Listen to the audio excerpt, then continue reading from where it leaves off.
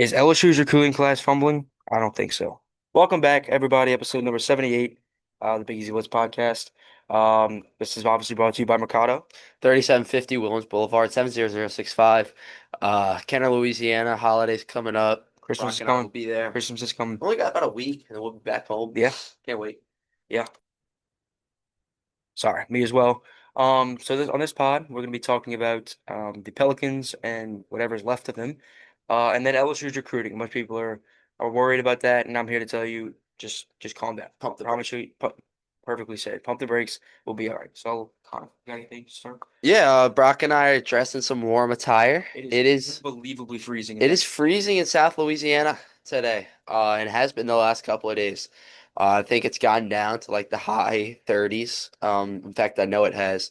Currently, it is 41 to 45 degrees and cloudy, but with all the humidity and stuff, it probably feels like 35. Yeah. Um, the heat is amplified down here, and the cold is also amplified. That's just how it rolls down here. But yeah. We'll get into the Pelicans real quick. Zion Williamson, you saw my TikTok. I was so depressed when I saw that. But are we surprised? No, absolutely not. This was coming.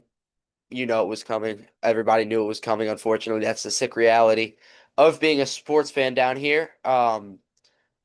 Yeah, Pelicans don't have their first round pick, and they don't have light at the end of the tunnel either. Jeremiah Fears and Derek Queen have been promising. Both played well last night. But man, it's frustrating. Zion can't get it together. We give him all these days off, all these load management days, and he still gets hurt on a regular basis. It's absolutely inexcusable. And I would say trade him, but what can you trade him for? You can't really trade him for anything. I don't know what team would be willing to give up even a pick. Maybe if a team sees the potential in Zion. I mean, when he does play, he's a 26 7 rebound and 5 assist guy. But don't look at me like that. I know what you're saying. But the injury concerns overshadow his play. Um, and this was a guy who coming out of Duke, we all thought was going to be the next superstar, the next face of the league. And he just has been bluntly a bust. Well, Just he has been a bust. Greg Oden had the talent. He could never stay healthy. Greg Oden's a bust. Zion Williamson is a bust. okay. That Um, that's what I'm gonna say about the Pens. so we Shout talked out Brock for repping. always, not always. But so we talked about this on the way over. My philosophy here, my thought process. The Pelicans had this team is built around Zion, so when Zion's not there, you see the struggles, and that's why everybody says that the Pelicans have no future because their future keeps getting hurt.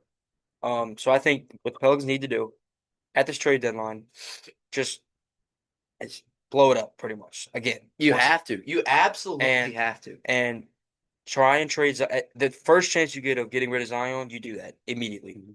and try and build this team around Derek Queen, and Derek Jeremiah Fears, I Fear. like it. Derek Derek Fear. Fears. Sure. Build it around those two because those two are the future of the franchise. You need to build around them. This team's built around Zion, and we've seen year in and year out it doesn't work. Because he can't stay healthy. So this team needs to be built around Fears and Queen.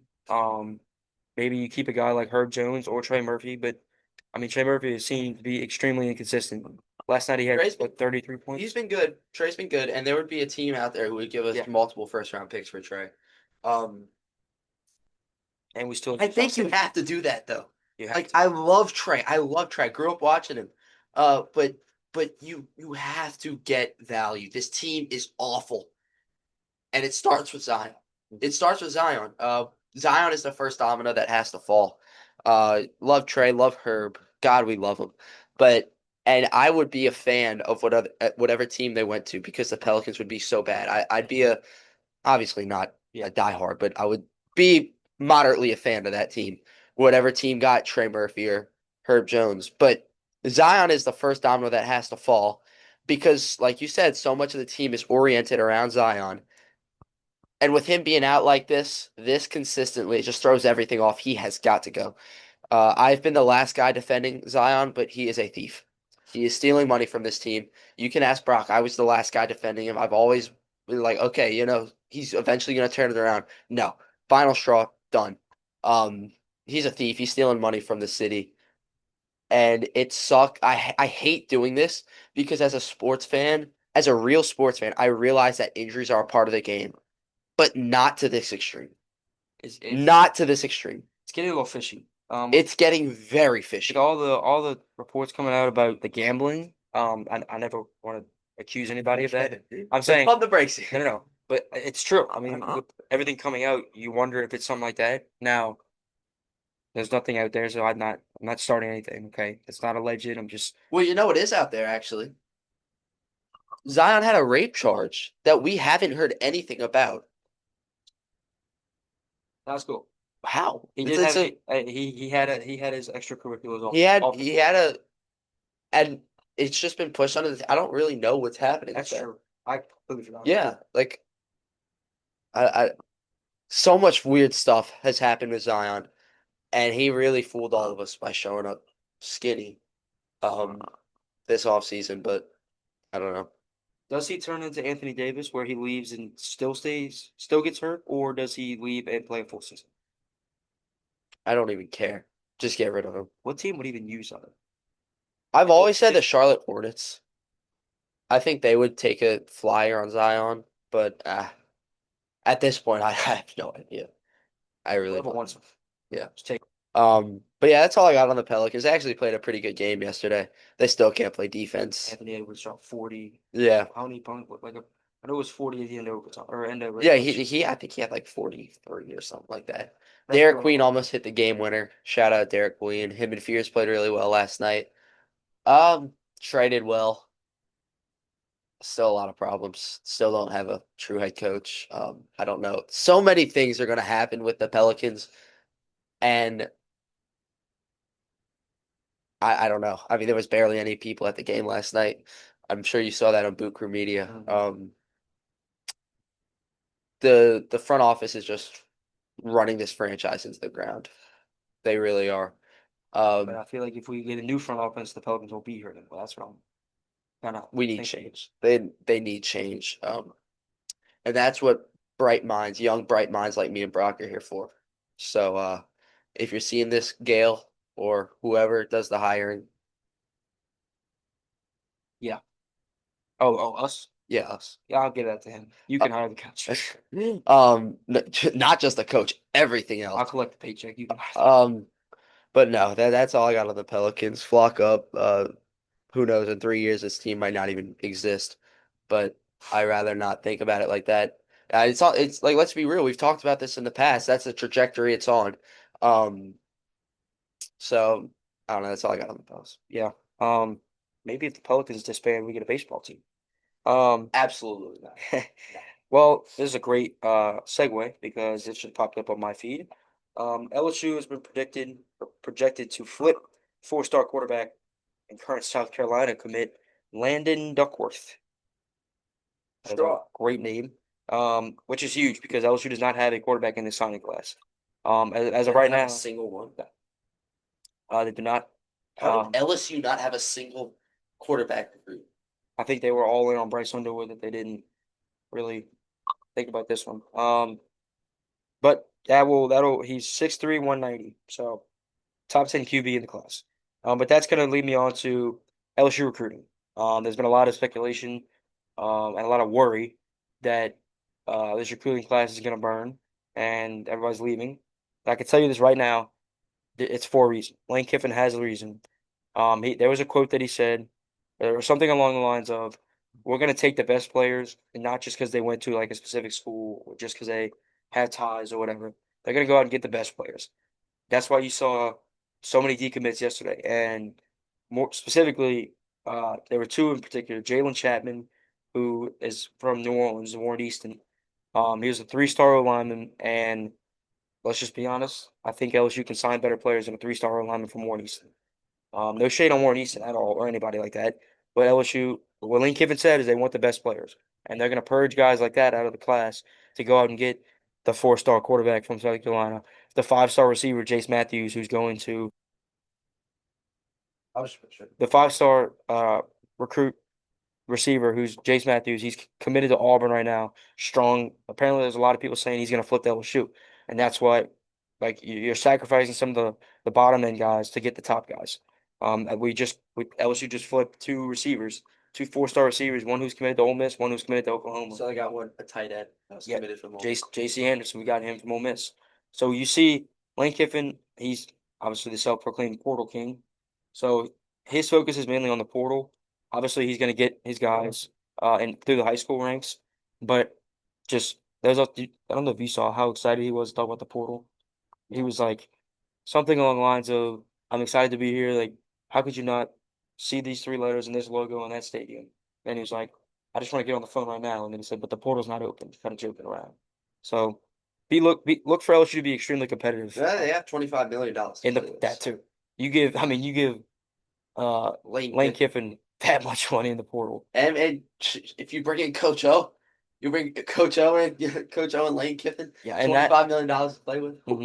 and that's actually wow, very good unintentional segue for my next point. There's also been speculation that Frank Wilson is sabotaging this class. Obviously, we saw the two five-star D linemen delay their signing. And I just think that's stupid and silly. Frank Wilson loves LSU. I don't see him being that petty to where he might not get a job next year, that he's going to purge this class and just going to get like burn it down. You can't be salty about Lane Kiffin Absolutely. coming in and taking the job. Like, No, not that. Like apparently he might not be like guaranteed an on-field spot, oh, which he okay. wants. Now he doesn't want the head coaching job, but he might not be guaranteed. Okay, that's valid. And That's on valid. like, he wants to be the running backs coach. Yeah, And Kiffin might bring in like his guys. yes, I think his name is something Smith.